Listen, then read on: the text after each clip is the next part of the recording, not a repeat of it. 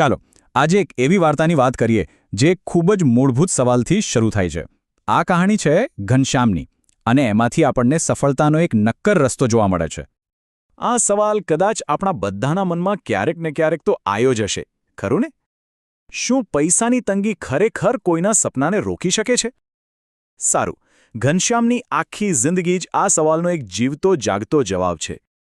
તો ચાલો એની સફરને નજીકથી જોઈએ. તો આપણી વાર્તાનો જે હીરો છે એ છે ઘનશ્યામ. અને હા, એની શરૂઆત કોઈ રાજમહેલમાં નથી થઈ, પણ એકદમ સામાન્ય ગરીબ પરિસ્થિતિમાં થઈ હતી. જરાક વિચારો, જે ઉંમરે મોટાભાગના બાળકો રમતગમતમાં વ્યસ્ત હોય એ ઉંમરે ઘનશ્યામ પોતાના પરિવારની જવાબદારીનો ભાર ઉઠાવી રહ્યો હતો.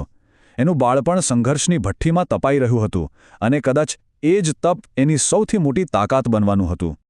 ભલે એની પરિસ્થિતિ ગમે તેટલી ખરાબ હતી, પણ ઘનશ્યામ પાસે 3 એવી શક્તિઓ હતી જે કોઈપણ ધન દોલત કરતાં અનેક ગણી વધારે કિંમતી હતી. આ જ એના ચારિત્રનો મજબૂત પાયો હતો. તો એની સફળતાના રહસ્યના આ 3 મુખ્ય ઘટકો હતા.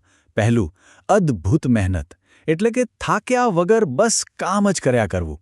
બીજું, ધીરજ, કોઈ પણ જાતની ઉતાવળ વગર સાચા સમયની રાહ જોવી. અને ત્રીજું, અને સૌથી અગત્યનું, સચ્ચાઈ, પોતાના દરેક કામમાં, દરેક શબ્દમાં ઈમાનદારી. બસ આ 3 જ એના સૌથી મોટા હથિયાર હતા. આ એક નાનકડું વાક્ય છે, પણ એનો અર્થ બહુ ઊંડો છે. આળસનો અભાવનો મતલબ ખાલી કામ કરવું એટલો જ નથી. એનો મતલબ છે કે કામને જ પૂજા માનવી.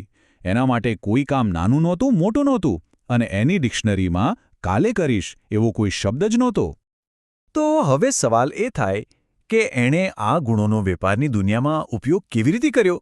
અહીંથી જ એની ધીમી પણ એકદમ મક્કમ સફળતાની ગાથા શરૂ થાય છે. આ જુઓ, આ એની આખી સફરનો જાણે કે એક નકશો છે. બાળપણમાં નાના મોટા કામ કરવાથી શરૂઆત થઈ, પછી ધીમે ધીમે પોતાના સાહસ શરૂ કર્યા, વેપાર જગતમાં પગ મૂક્યો અને અંતે સફળતાના શિખરે પહોંચ્યો. આ કોઈ રાતોરાત મળેલી લોટરી નહોતી, પણ જાણે એક એક ઈંટ મૂકીને બનાવેલો એક મજબૂત મહેલ હતો. અને આ મુદ્દો ખાસ કરીને આજના સમયમાં સમજવો બહુ જરૂરી છે. આપણે બધાને ઇન્સ્ટન્ટ સફળતા જોઈએ છે, બરાબર ને? પણ ઘનશ્યામની વાર્તા આપણને શીખવે છે કે સાચી, ટકી રહે એવી સફળતા હંમેશા સમય અને ધીરજ માંગી લે છે. એની પ્રગતિ ધીમી હતી, પણ એ એટલી જ સ્થિર અને મજબૂત હતી. અહીં એની સચ્ચાઈ ફક્ત એક સારો ગુણ નથી, પણ એની સૌથી મોટી બિઝનેસ સ્ટ્રેટેજી બની ગઈ. જ્યારે લોકોએ બજારમાં એની ઈમાનદારી જોઈ, ત્યારે એના પર આંધળો વિશ્વાસ કરવા લાગ્યા. અને વ્યાપારમાં, યાદ રાખજો, વિશ્વાસથી મોટી કોઈ મૂડી હોતી નથી. આ સ્લાઇડ તો જાણે એની જિંદગીનું બિફોર અને આફ્ટર ચિત્ર છે. એક તરફ એક ગરીબ છોકરો જે નાના મોટા કામ કરતો હતો, અને બીજી તરફ એક સફળ અને ધનવાન વેપારી. આ બદલાવ કોઈ જાદુથી નથી આવ્યો, પણ એની વર્ષોની મહેનત, ધીરજ અને ઈમાનદારીનું સીધું પરિણામ હતું. તો પછી આખી વાર્તાનો સાર શું નીકળ્યો? ઘનશ્યામનું જીવન આપણને સફળતાનો એક એવો મંત્ર શીખવે છે જે ક્યારેય કોઈપણ જમાનામાં જૂનો નથી થતો. કહેવાય છે ને કે મહેનતનું ફળ હંમેશા મીઠું હોય છે. બસ એવું જ થયું. વર્ષોના સતત પરિશ્રમ પછી આખરે એની મહેનત રંગ લાવી. એણે જે સંપત્તિ અને સફળતા મેળવી એ એણે વાવેલા મહેનતના બીજનું જ ફળ હતું. અને આ રહ્યું આખી વાતનું હાર્દ. આ જ છે એ સંદેશ. ઘનશ્યામની વાર્તા એ વાતનો પાક્કો પુરાવો છે કે આપણા સંજોગો આપણું ભવિષ્ય નક્કી નથી કરતા, પણ આપણા ગુણો કરે છે. જો મહેનત, સચ્ચાઈ અને ધીરજ જેવા ગુણો સાથે હોય તો ગરીબી ક્યારેય સફળતાના રસ્તામાં આડી ન આવી શકે.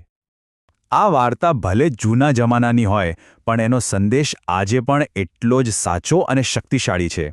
તો અંતે એક સવાલ વિચારવા માટે છોડી જઈએ કે આજની આ હાઈટેક અને હરીફાઈથી ભરેલી દુનિયામાં શું ઘનશ્યામના આ 3 ગુણો, એટલે કે મહેનત, ધીરજ અને ઈમાનદારી, આજે પણ સફળતાની અસલી ચાવી છે? જરા વિચારજો.